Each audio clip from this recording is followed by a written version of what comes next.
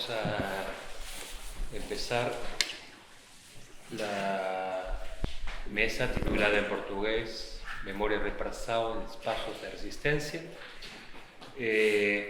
Había 3 ponencias originalmente. Ana Nemi no ha venido, pero Luana va a hacer una breve presentación al final. ¿Sí? ¿Sí? Hacer una introducción, que nuestra ponencia es parte de un proyecto mayor de investigación de la Universidad Federal de ABC, junto con la UAB de Barcelona y la Universidad de Coimbra, y que es sobre cuestiones de memoria y derechos humanos. Entonces, nosotros vamos a empezar. Muy bien. Bueno, yo voy a hablar portugués, puede ser, bien despacio, intento. Sim? O trabalho então que eu vou apresentar se chama Comissões da Verdade Universitárias e Disputas em Torno da Memória no Brasil, como já foi colocado. Eu tinha uma apresentação, mas eu não sei se tem como colocar, senão eu posso só falar também. ¿Se puede usar el canal? Sí, yo no sé conectar, pero... Eu posso ir falando, então não tem problema. Puedo buscar a alguien si querés. Não necessita, está bem. Então, começando, eu ia fazer uma introdução falando um pouco sobre o golpe, né? Que acho que, enfim, a gente já falou um pouco nas outras mesas. Mas, enfim, em 1964 acontece o golpe no Brasil, instituindo uma ditadura que dura mais ou menos 20 anos, né? E aí, aqui que fica o ponto que eu quero tratar mais, nos anos 70 começa então um processo de abertura, né, democrática, só que é um processo lento e gradual. E aí, em 79, a gente tem a lei da anistia, e aí a lei de anistia ela é tanto uma vitória quanto, né, bastante criticada, porque como demanda social era para ser ampla, geral e restrita, ou seja, uma anistia para todos os presos políticos, exilados, mas o que foi aprovada incluía também o perdão aos agentes do Estado, né, como em vários outros casos de outros países, e também excluía os cidadãos que foram acusados de luta armada. Então, os que tinham participado de movimentos de luta armada não estavam incluídos nessa anistia.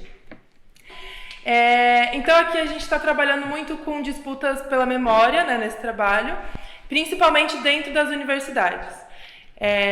Então, o trabalho trata das comissões da verdade que se instituíram nas universidades brasileiras.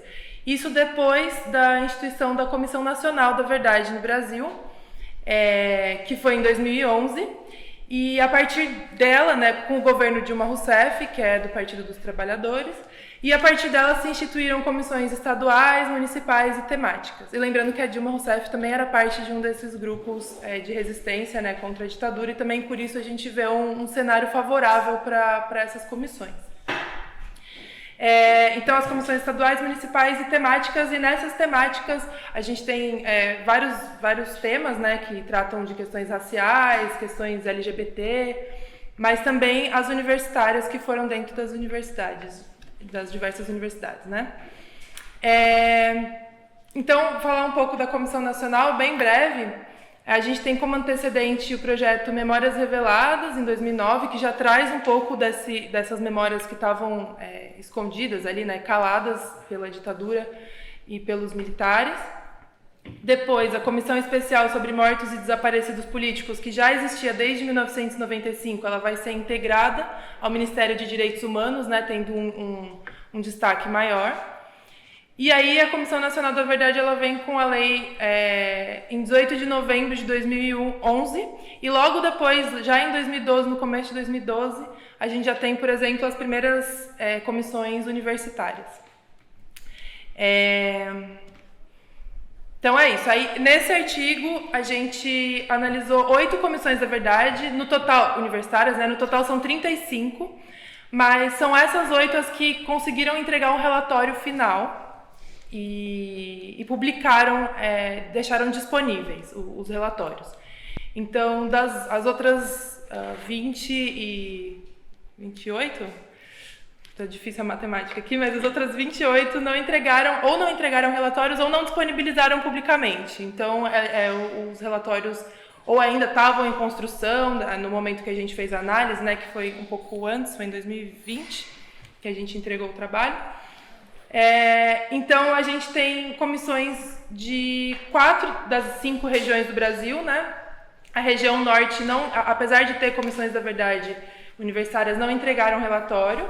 Então, foi analisada a Comissão da Verdade da UFRN, que é no Rio Grande do Norte, lá no Nordeste, da UNB, que é na capital do Brasil, né, Universidade de Brasília, da Bahia, da Federal da Bahia, do Espírito Santo, que é na região Sudeste, da Universidade de São Paulo, da PUC de São Paulo, né, da Pontifícia Universidade Católica, e da Unicamp também, essas 3 em São Paulo, e da Federal de Santa Catarina, que é no sul do Brasil. Então, essas foram as 8 que foram analisadas. Então, um dos pontos mais relevantes das comissões universitárias foi trazer à tona os documentos, as questões das assessorias especiais de segurança e informações. O que é isso, né? Essas eram assessorias que foram criadas durante o governo militar e que, enfim, elas se instituíam em vários órgãos do governo federal e elas foram obrigatórias para as universidades federais. Então, nessas assessorias, eles coletavam informações e repassavam para o Sistema Nacional de Informação, né? Mas, além disso, depois com as comissões foi descoberto que eles também faziam outros tipos de coisa. Por exemplo, a partir dessas informações, fazer pressão para demissão de professores, né? Ou para não admissão também de professores, não admissão de estudantes, não admissão, por exemplo, de projetos de pesquisa no exterior ou de desenvolvimento de pesquisas no geral. Então, na verdade, eram assessorias de informação, mas que acabavam fazendo a voz ali da ditadura dentro das universidades, né, acabando com a autonomia dessas instituições. Então, elas eram obrigatórias para universidades federais, mas elas foram instaladas em 35 universidades, inclusive algumas estaduais. Então, as próprias universidades, as reitorias, acabaram escolhendo ter essas assessorias dentro do seu campus. Sendo elas, né, a USP, a Universidade de São Paulo, e a Universidade de Londrina. Então, as duas, elas tiveram também, chama AESIS, né, que é Assessorias Especiais de Segurança e Informação. E elas duraram de 1971 a 1979, isso legalmente. Também, a partir das comissões, a gente viu que algumas universidades, por exemplo, a Universidade Federal de Santa Catarina, ela teve uma assessoria até 1992. E isso já fazia 8 anos que a gente já estava em período democrático. Então, enfim, apesar de não ter mais o decreto que fundamentava a existência dessas assessorias, elas continuaram existindo de alguma forma. Lógico que aí muito mais fraco, né, já não tinha um embasamento para que elas existissem, mas elas ainda estavam lá. E a maioria dessas assessorias, assim que terminou, os documentos eles foram ou queimados ou roubados, enfim, ninguém mais teve acesso a esses documentos. E o trabalho que essas comissões da verdade fizeram foi de encontrar esses documentos em outros órgãos, em outros lugares. Então, por vezes esses documentos, né, eles eram mandados para o governo federal ou para outro local no sistema de informação. Então, eles estavam meio dispersos em outros locais e aí as comissões conseguiram agrupar e fazer um estudo sobre esse período com esses documentos. Então, as comissões da verdade universitárias, elas começaram em 2012, alguns meses depois da Comissão Nacional, e a maioria se encerrou em 2014. A primeira que se instituiu foi a comissão da UNB, da Universidade de Brasília, que é a capital do Brasil, né, enfim. Então, e aí a gente separou algumas categorias ali para a gente analisar alguns temas para a gente analisar dentro dos relatórios. Então, a gente trabalhou primeiro com as homenagens nos títulos das comissões, que a gente achou relevante porque trazem alguns personagens que são esquecidos. Depois a gente trabalhou com as homenagens, a gente trabalhou com as recomendações, né, das comissões. Então, nessas recomendações a gente trabalhou com as homenagens. Então, muitas das recomendações eram voltadas para homenagear pessoas que lutavam contra a ditadura e tal, depois eu falo um pouco mais. O outro tema seria ensino, pesquisa e extensão. O outro, arquivos. O outro, revisão e revogação. Continuidade dos trabalhos e recomendações ao Estado. Então, vou falar brevemente de cada um. para ter um panorama do que foi visto aí nas comissões. Então, sobre as homenagens, né? 4 das comissões analisadas, elas trazem o nome de alguém na comissão. Então, a primeira seria da UNB, Comissão Anísio Teixeira de Memória e Verdade. O Anísio Teixeira, então, ele é um acadêmico brasileiro bastante importante para a UNB especificamente. Ele é uma das pessoas que pensa a universidade. E a UNB era para ser um caso diferente, né? De uma universidade, eles falam uma universidade sem muros, uma universidade com a integração ali da comunidade, que a comunidade estivesse integrada na universidade. E uma das questões que é mais trazida nas comissões nessa comissão, é que o governo militar acabou com esse projeto, né? A universidade ela acabou ficando isolada da comunidade como não era para ser. E além disso, a morte do Anísio Teixeira ela é considerada, enfim, não resolvida ainda, porque ele caiu no vão do elevador, enfim. E aí dizem que foi um acidente, mas como ele era uma pessoa que era bastante visada pela ditadura, então não se sabe se foi realmente um acidente. E a comissão também tentou investigar um pouco isso, mas também não chegou em resultados conclusivos. A segunda é a Comissão Milton Santos de Memória e Verdade, na Federal da Bahia. Milton Santos, ele é um geógrafo brasileiro também negro, muito importante, né? E acho que é importante frisar isso, porque os pensadores negros no mundo, mas especialmente também no Brasil, não são reconhecidos. Então, o Milton Santos é uma pessoa que ele é reconhecida mundialmente, mas mesmo no Brasil, às vezes, ele é pouco estudado, dependendo do curso, né?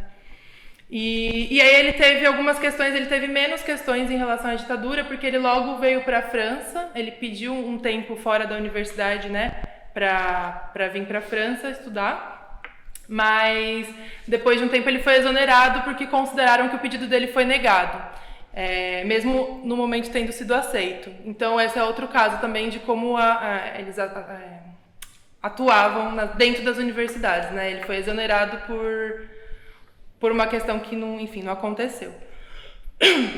Depois a Comissão da Verdade, Nadir Gouveia Kfouri, da PUC de São Paulo, e ela é uma figura importante porque ela é a primeira reitora mulher do Brasil e a primeira reitora mulher na América numa universidade católica.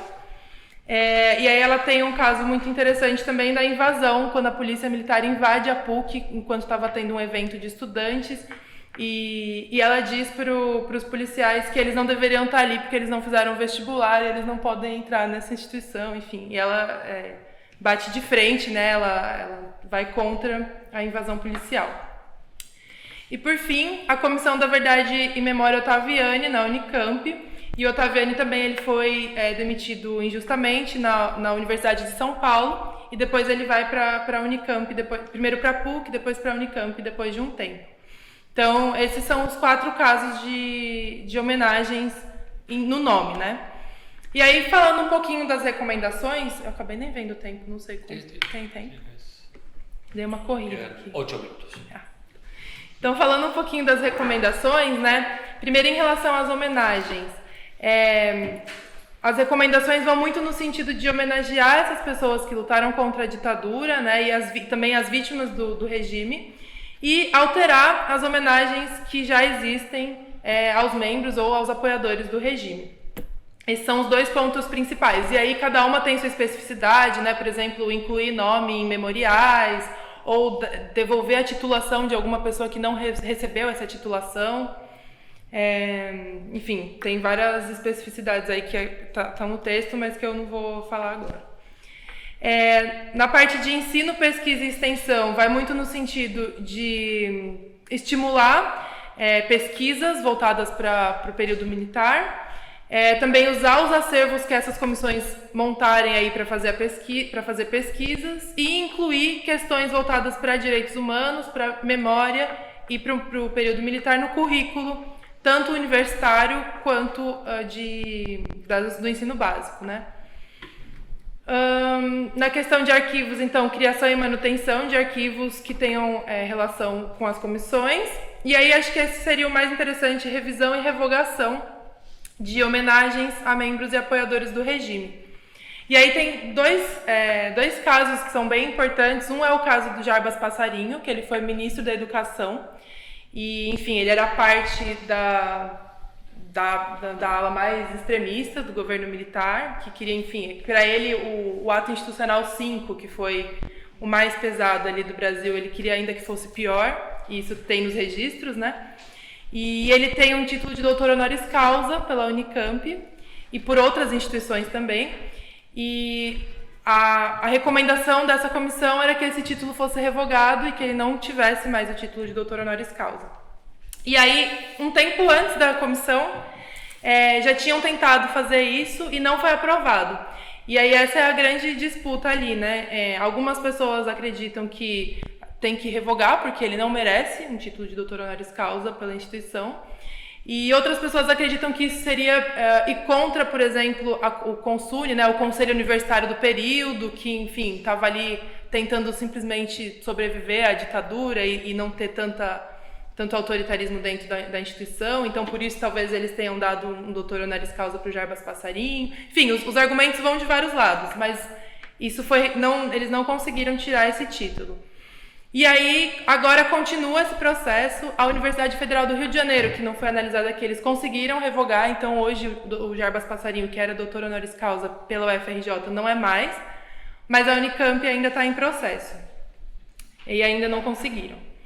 E o outro caso é das permanências de dispositivos autoritários nos regulamentos da universidade. Então, a USP, por exemplo, ainda tem no regulamento uma punição para pessoas que estejam fazendo, para estudantes que estejam fazendo atos políticos, por exemplo. E aí, aberto, assim, no que o que seriam os atos políticos que são passíveis de punição, né? E a Unicamp também, enfim. Então, tem outras instituições que têm esses dispositivos que são desse período, do período militar, e que continuam ainda nos regulamentos da instituição. Então, essas também seriam recomendações para revogar.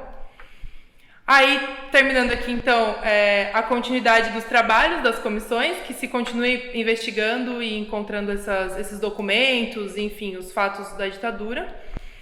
E algumas recomendações voltadas para o Estado, né, que não estão voltadas para as universidades, mas que é de responsabilização criminal dos violadores, abertura de arquivos, que a gente também ainda não tem, e identificação de ossadas, que a gente, enfim, foi encontrada uma vala em São Paulo, em Perus, né, com várias ossadas, e isso nos anos 90, em 91, e até hoje ainda não foram identificadas todas as ossadas. Enfim, tem um trabalho ainda inacabado aí, que em conjunto com a Universidade Federal de São Paulo, né, que é da onde a professora Ana Nemi está sendo feito esse trabalho, mas que ainda não tem nem investimento bastante, nem, enfim, não está concluído também.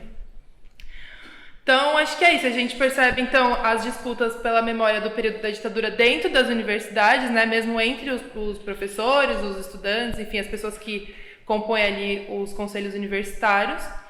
A relevância do trabalho das comissões, especialmente quanto aos documentos das AESIs, né, que haviam sido destruídos ou, enfim, roubados. E o trabalho que continua, que é um trabalho contínuo, né? Então, vou terminar aqui. Não, perdão. Não, tá bom. Não. Já terminei mesmo. ¿Tú? Sim, tudo. Como el trabajo de Ana Nemi, que no vino, también es la Comisión de Verdad de la Universidad Federal de San Pablo, en diálogo con la Comisión Nacional de Verdad, sí. Quisiera que lo presentes ahora para hacer un bloque. Sí. ¿Sí? La ponencia de Ana Nemi es sobre el proceso de cierre de la Universidad Federal de São Paulo, UFSP, que es, antes del golpe militar, ¿no? Entonces, en 1961, creo, había una ley de creación de la Universidad Federal de São Paulo. Y, bueno, después del golpe se paró la construcción de esta universidad. Y ahora la profesora Ana Nemi trae que hay un apagamiento de esta universidad en la memoria de la historia de la resistencia universitaria a la dictadura militar y de la comunidad universitaria, ¿no? Y así que en su trabajo presenta los personajes que son olvidados de la historia de la universidad, por ejemplo, el rector y, en fin, personas que hicieron trabajos para que la universidad siguiera. Y también trae posibilidades de justicia y verdad en este sentido de la memoria de la universidad, considerando la distancia entre la promulgación de la ley de amnistía en 1979 hasta los trabajos de las comisiones de verdad en Brasil de 2011, y que es mucho tiempo, ¿no? Y así como los impactos políticos en las universidades hoy, y bueno, de las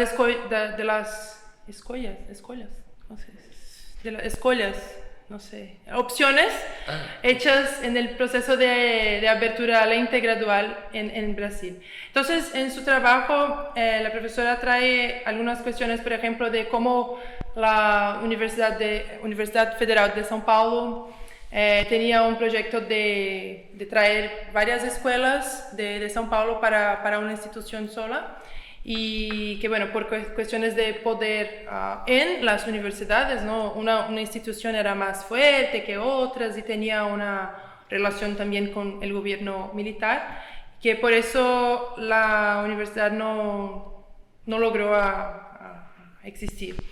Y por eso hoy tenemos una Universidad Federal de São Paulo, pero es otra institución diferente de cómo era antes del golpe, ¿no? Y bueno, creo que es eso. Eso, bueno, sí. Brevísimo. Muchas gracias. Y entonces, Eliane. Sim, graças. Bom, peço licença para falar também em português, falarei despacito. Caso não compreendam alguma palavra, podem me perguntar e eu repito, se for o caso. Uma outra agenda de pesquisa nesse mesmo projeto referido pela Luana na introdução é sobre a memória de operários e operárias sobre a violência sofrida. Então, a intervenção que farei tem como base essas memórias e o título, né, Sentidos da Violência e Violência dos Sentidos. A referência feita é que, ao rememorar esses momentos, ao compartilhar as suas memórias, os discursos produzidos por essas narrativas evidenciam que tanto as vítimas atribuem sentidos ao que viveram, como a própria violência coloca em questão sentidos estabelecidos no imaginário destas pessoas. Eu vou detalhar isso um pouquinho mais à frente. Essa pesquisa, os dados que serviram de base para essa intervenção, eles têm como fonte um período de estágio em pesquisa na Universidade de Coimbra, sob orientação da professora doutora Isabel Maria Freitas Valente. Foi um período que eu estive na Universidade de Coimbra, e uma parceria com uma instituição do Brasil, que é a Associação dos Anistiados, dos Metalúrgicos Anistiados e Anistiandos do ABC. Essa segunda parte ela está em andamento, houve uma interrupção por conta da pandemia e agora as entrevistas foram retomadas. Então essa segunda parte ela ainda está em andamento. No meu caso, sob orientação do professor Dr. Sidney Jardim da Silva. Então, o objeto de estudo, como eu já referi, são as memórias de um dos atores que tiveram expressivo protagonismo na resistência tanto do governo autoritário brasileiro quanto do português, que foram os operários, né? Operários e operárias. E o nosso pressuposto é de que estes registros, além de uma função documental histórica, eles também transformam-se ao longo do tempo em instrumentos educativos, sociais e de resistência. E, como a gente vem percebendo, no caso brasileiro principalmente, né, que a gente está lá, então é onde a gente se refere com mais relevância, principalmente em momentos nos quais a democracia é ameaçada. Então essas lembranças, essas memórias e tudo que isso significa reveste-se de atualidade e de relevância em momentos como esse, como a gente vive no Brasil hoje, né? Então, em ambos os países, uma coisa que já foi percebida, então são ditaduras, se a gente olhar para as questões históricas, Brasil e Portugal são ditaduras que se desenvolveram em contextos históricos diferentes, né? Mesmo no caso, mesmo dos atores, né? No caso brasileiro teve a participação direta dos militares, né? do golpe. No caso de Portugal não, né? Foram civis, apesar de que os militares, a literatura até aponta isso com muita relevância, e eles contribuíram para o fortalecimento do regime, mas também no final foram os responsáveis pela Revolução, né? Do 25 de abril. Então tem um contexto diverso, porém uma similaridade importante, já que estamos falando de memórias de operários e operárias, é que foram lutas que começaram por questões trabalhistas. Então essas pessoas se organizaram por melhores condições de trabalho, de salubridade à época, né? De salário mesmo, e que transformou-se numa luta política. Então, um dos testemunhos, ele até enfoca assim, né? Na medida em que o governo se posiciona de um lado só, a gente muda o foco das nossas reivindicações, que eram trabalhistas, e daqui a pouco passa a ser política verdadeira. Então, é uma luta trabalhista que no momento em que as ditaduras, né? Porque isso foi comum, nós encontramos nos dois, tanto nos testemunhos dos operários portugueses quanto brasileiros, que eles começaram, que o governo começou a agir, principalmente nos sindicatos, de forma intervencionista e repressiva, ela torna-se uma luta política. Então, o objetivo aqui é apresentar uma análise sobre como os discursos da categoria operária brasileira e portuguesa significam essa violência política sofrida no contexto dos regimes autoritários dos seus países. Esses testemunhos, então no caso da AMAA, é um trabalho que já começou em parceria com a instituição, e nós participamos do registro de boa parte desses testemunhos. No caso dos testemunhos consultados em Portugal, não, é um outro contexto. São testemunhos que foram registrados no âmbito de projetos temáticos, por exemplo, pelo Centro de Documentação 25 de Abril, da Universidade de Coimbra, pelo Centro de Documentação do Museu do Aljube, em Lisboa, pela Confederação Geral dos Trabalhadores Portugueses e, no caso do Brasil, pela AMAA, como eu já disse. Mas no caso dos testemunhos de Portugal, então são registros feitos em projetos temáticos conduzidos por essas instituições e disponibilizados para finalidade de pesquisa acadêmica, certo? Então, só para registrar essa... Quanto ao perfil dos entrevistados, apesar das entrevistas abrangerem operários de diversas categorias, no caso de Portugal, nós tentamos manter uma predominância entre sindicalistas e operários da categoria da metalurgia e afins, para manter a proximidade com o perfil dos operários e operárias brasileiros, visto que no caso da pesquisa no Brasil é uma associação específica de trabalhadores e trabalhadoras da metalurgia. Tanto em Portugal como no Brasil, vale também fazer esse registro, o gênero dos entrevistados é predominantemente masculino, né? No caso do Brasil ainda tem algumas mulheres, mas são poucas. Com relação aos sentidos da violência, então agora eu passo já para a apresentação dos resultados parciais, né? Então, significando essa violência, então como que as narrativas desses operários e operárias significam essa violência? Então, uma primeira categoria encontrada foi que a violência política,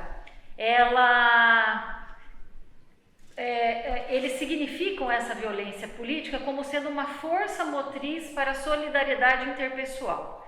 E aqui não nos referimos a ajudas institucionais, por exemplo, não. Como aquelas advindas do próprio sindicato, da igreja, né, no caso do Brasil, mesmo no caso de Portugal também a igreja participou de ajuda, ou de partidos políticos, que eram comuns tanto no Brasil quanto em Portugal, mas sim a uma dimensão mais particular da solidariedade. Isso é muito forte nas narrativas dos operários e operárias, que vinha não só de quem estava na mesma situação de violência. Então, por exemplo, houve relatos, por exemplo, um grupo estava preso, um preso recebia a refeição da família todos os dias, eles estavam em 11 pessoas na cela, tudo que ele recebia ele dividia por 11. Então, ele recebia a refeição da família e dividia entre os colegas de cela. Mas não só isso também. Eles citam muito também a solidariedade da própria sociedade. Então, um operário português, por exemplo, relata que, à época que ele estava preso, a família precisava renovar o arrendamento da moradia e precisava de um seguro. E não havia condições de fazer esse seguro porque o responsável pela família estava preso. E aí o dono da moradia, o senhorio, abriu mão do seguro e a família pôde continuar, a mulher dele e os filhos puderam continuar residindo na mesma morada. Então isso mostra que essa solidariedade também vinha de pessoas que não necessariamente estavam na mesma condição e nem sequer na mesma luta política, né, muitas vezes.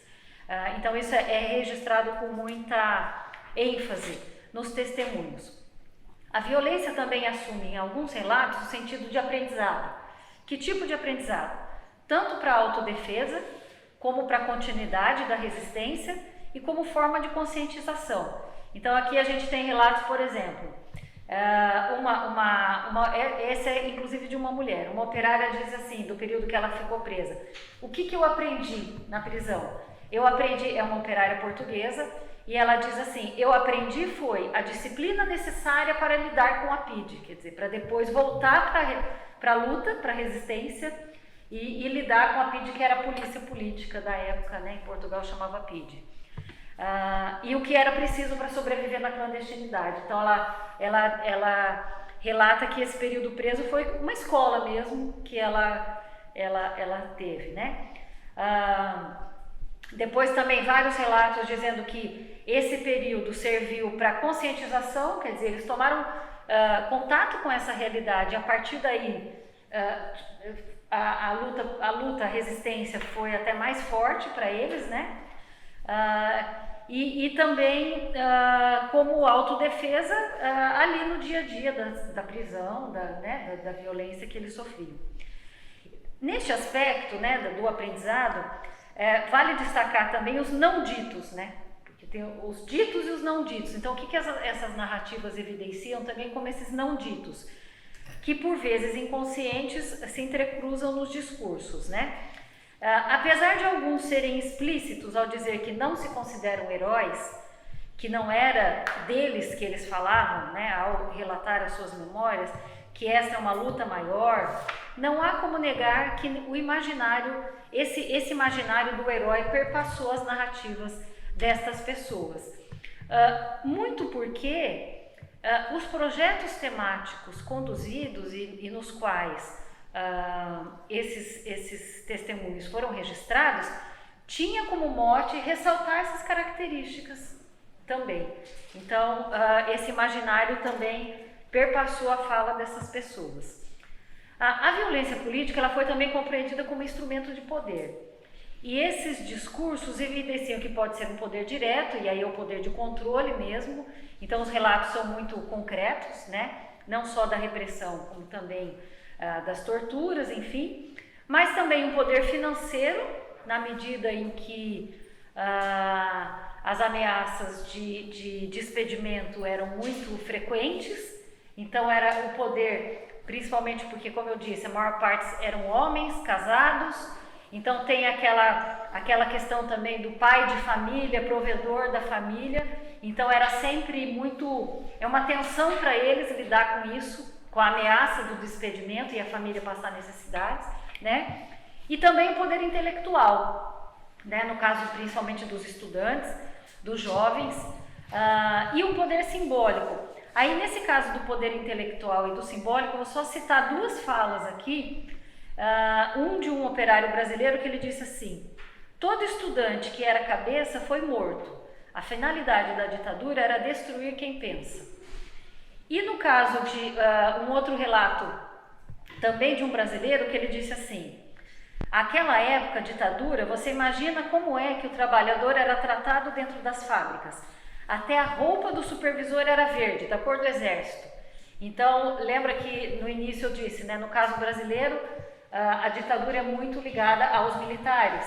E aí, o fato da roupa do supervisor dentro das fábricas ser verde já era um poder simbólico ali sobre essas pessoas, né? Uma outra categoria, então, analisada, que foi a violência dos sentidos. Então, como eu disse antes, por violência dos sentidos, o que nós entendemos? Os sentidos estabelecidos no imaginário dos entrevistados, que no compartilhamento das suas memórias sobre o regime autoritário do qual foram vítimas, percebemos que foram colocados em suspenso e que geraram tensionamentos. Entre eles, o sentido de família. Várias questões vêm à tona no discurso desses entrevistados, quando eles falam da situação das famílias. Então, o imaginário de família como lugar reconfortante, de aconchego, de bem-estar, foi colocado em xeque. E se não foi possível perceber arrependimento na fala deles, o impacto da violência política foi o sofrimento dessas pessoas com relação a isso. Até porque faz parte do imaginário dessas pessoas o que é a família, também o papel exercido pelo homem quanto à harmonia desse núcleo familiar. Não podemos esquecer que são pessoas, como eles mesmos dizem, pai de famílias, provedores, inscritos no contexto social lá dos anos, no caso de Portugal tem alguns até mais antigos, mas principalmente dos anos 50, 60 e 70. Então é aquele modelo do homem, provedor da família, né, enfim, muito presente na fala deles, né? Por outro lado, há relatos que ressaltam não haver conflito entre a militância e a família. Isso apareceu. Mas aqui, só para destacar, nós consideramos se esses relatos de não haver conflito é porque não houve mesmo, ou porque a família era silenciada nesse momento. O militante era o homem, a família não participava, né? Então esse é um questionamento que nos fizemos aí ao longo dessas análises.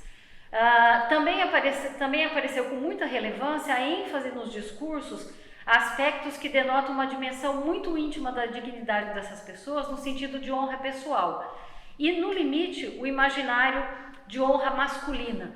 Então, é muito forte quando eles falam, por exemplo, eu levei um tapa na cara, eu nunca apanhei nem do meu pai e eu apanhei desse sujeito. Então, remete um pouco a essa questão da honra masculina, né? E atenção, que nós, no trabalho, nós chamamos de encruzilhadas éticas, né? Então, que é uma outra categoria que aparece nesses relatos. Depois de solto, tudo que for feito em resposta à violência justifica-se? Né? Como revide, perdoar ou não? Não revidar com a mesma violência é um peso que a pessoa carrega? Isso tudo foi evidenciado nessas narrativas, né? Proteger-se ou arriscar-se em nome da amizade. Bom, então, concluindo, o fato de um ou outro sentido ser percebido no discurso da categoria de um país e não de outro, não quer dizer a sua inexistência, e sim que ao olhar para esse passado e reencontrá-lo no presente, cada entrevistado de certa forma edita os fatos, né, o que ele quer deixar evidenciado, e coloca em paralelo a história oficial, e essa é uma das dos principais resultados que a gente vem trabalhando a partir dessa pesquisa, que é a dimensão humana e ética desses testemunhos. Então, quando eles recontam essa história, passado esse período, a dimensão humana, ela vem, e a violência política e o contexto da ditadura é quase que um pano de fundo para as vivências e experiências humanas dessas pessoas, né? Então, como achados de pesquisa até o momento, há uma mudança gramatical, então finalizo com isso. Quando deslocamos o foco da análise do sindicato instituição, do operário, da pessoa operário, né, para o sindicato pessoas. Na primeira gramática, prevalecem termos como salário, condições de trabalho, democracia, intervenção, greves. Na segunda gramática, que é o que mais fica evidenciado nesses testemunhos, prevalecem termos que remetem à experiência. Então, aprendizado, paixão, prazer, felicidade, sofrimento, admiração, rejeição. Então, vejam que há um deslocamento dessas narrativas. Então, o que a gente percebeu com muita força até o momento é que a parte histórica da ditadura, ela se transforma num pano de fundo para as experiências dessas pessoas e essa dimensão muito humana dessa história, muito íntima dessa história. É isso. Obrigada pela atenção. Bueno, me interesó mucho tu pareja, ¿no? Eliane. Tu trabajo y para ser muy corto, digamos, quería preguntarte acerca de cómo hiciste las entrevistas, o sea, más allá de cómo seleccionaste a los entrevistados, a la muestra, no sé si es una muestra, si realizaste esas entrevistas con alguna metodología, con video, sin video, con historia oral, sin historia oral, con alguna referencia a otros autores que han trabajado sobre esta temática. Sí. Eso, simplemente. Sí. Y a Luana pregunto sobre el origen de estas comisiones de la verdad de las universidades. Entiendo que hay muchas, que no sé si fue una decisión de cada universidad, una decisión de los gobiernos, y también por la colaboración con las comisiones de la verdad estaduales y la nacional, la federal. Yo recuerdo que gente de la Universidad de Paraná fue muy activa en la comisión de la verdad del Estado, pero me parece que no hay una comisión de la verdad de la universidad, es decir, ubicarnos en esos. Primero, mencionaste de que algunas comisiones no habían elaborado un informe. Ahí está. Sí. Tengo una gran duda. ¿Qué pasó con todo? O sea, ¿cuál fue el informe que elaboraron? Si está accesible, si se puede acceder a los informes, si hay un informe unificado. ¿Qué pasó con eso? O sea, llena de dudas. Pero, y bueno, ¿cómo se integraron esas comisiones universitarias? ¿Cómo fue la integración? Ah, sim. Gracias. Posso? Pode começar. Tá. Bom, no caso da amostra de pesquisa, no caso de Portugal, como eu disse na apresentação, esses testemunhos já estavam nessas instituições que eu citei, e a seleção foi feita com base no perfil mesmo, porque é muito diverso, tem operários de várias categorias que eles disponibilizam, que está lá, né?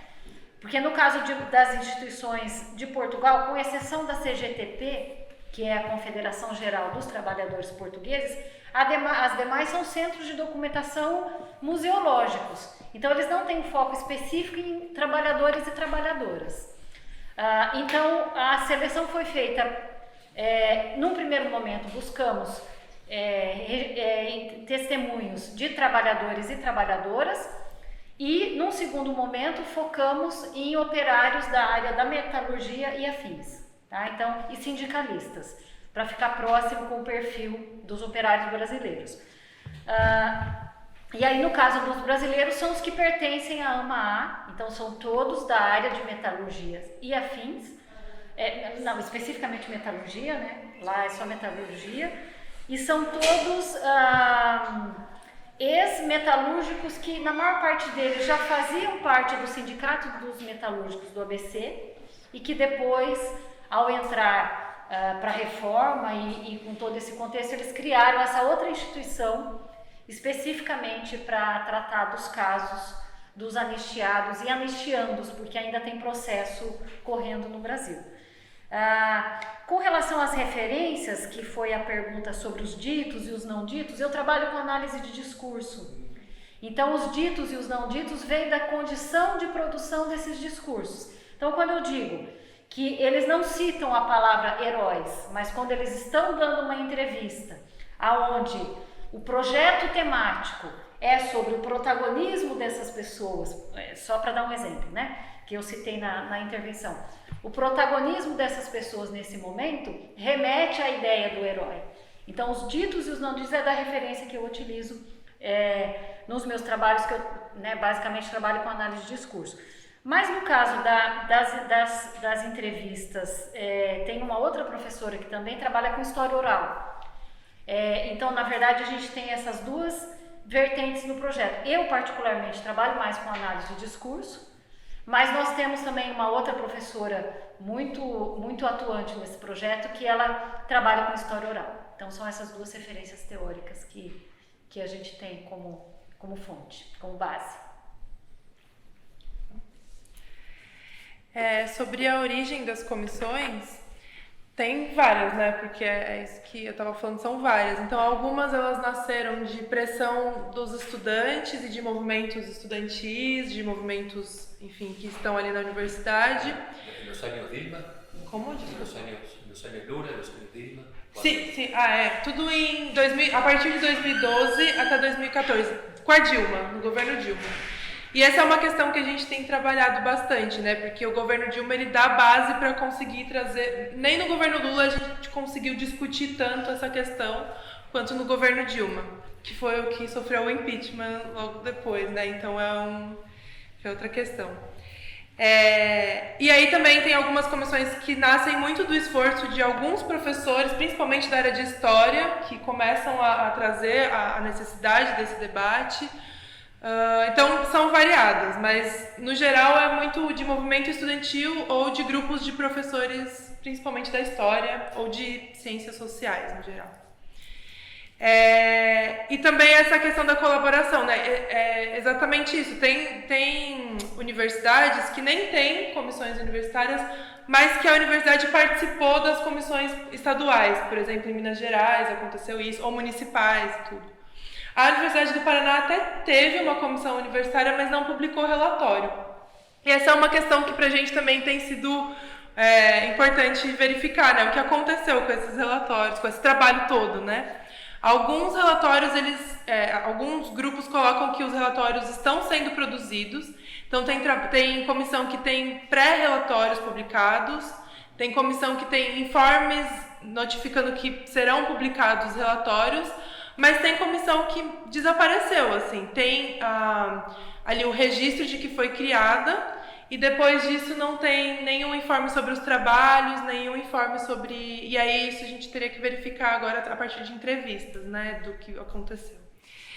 E houve também uma integração entre as comissões universitárias, sim. Elas criaram 8 delas criaram, não são essas 8, mas criaram uma rede de comissões universitárias, que a partir do trabalho que elas já tinham desenvolvido, elas enviaram as recomendações para a Comissão Nacional. Então, o relatório da Comissão Nacional, ele conta com uma parte de recomendações das universidades por causa dessa rede de comissões. Então, e aí, tudo isso, né, tem uma colaboração muito grande entre todas as comissões, né, entre algumas, não todas, né, mas entre várias das comissões, estadual, municipal, às vezes não, às vezes são trabalhos completamente diferentes que não dialogam. E aí também tem toda essa questão de disputa ali, né, quem começou, da onde vem essa proposta e da onde vem a outra proposta, então às vezes não há diálogo, mas muitas vezes há uma relação muito forte, sim. ¿Cuándo fueron hechas las entrevistas en Brasil y cuándo en Portugal?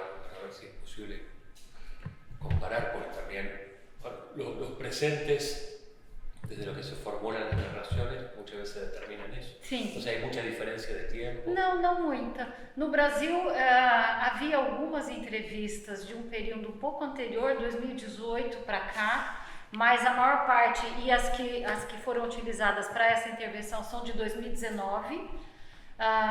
E aí, no final de 2019, comecinho de 2020, nós tivemos que interromper por causa da pandemia, e agora retomou, mas aqui essa intervenção, então, são as de 2019.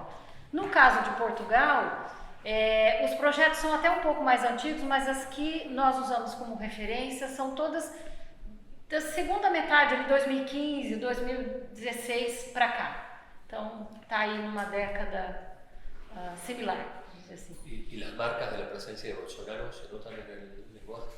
En Brasil. De Brasil. De Brasil, sim, sim. ¿Se notan marcas de la presencia hoy de Bolsonaro en el lenguaje de las entrevistas? Ah, sim, sim, tem vários. É porque, assim, o que eles remetem é aquele sentimento de que estamos voltando ou estamos sendo ameaçados, né, eles estão relatando uma memória que hoje é uma ameaça novamente, né? Então isso é muito forte, né? No caso de Portugal, esse sentido ele aparece também, mas mais com a conotação de temos que manter essa memória viva para que as futuras gerações que não viveram esse período tenham isso muito forte como memória, mas muito nesse sentido de registro, de memória. No caso brasileiro, aí vem essa conotação, porque muitos deles inclusive encerram as entrevistas, né, Luana? A Luana também participou de algumas, dizendo assim, temos que manter isso vivo porque estamos na ameaça de voltar. Então, aparece sim, de forma muito contundente nas falas deles. Obrigado. ¿Dudas, preguntas, comentarios? Bueno, si no hay más, les agradecemos. Mañana tempranito que continúa. Gracias.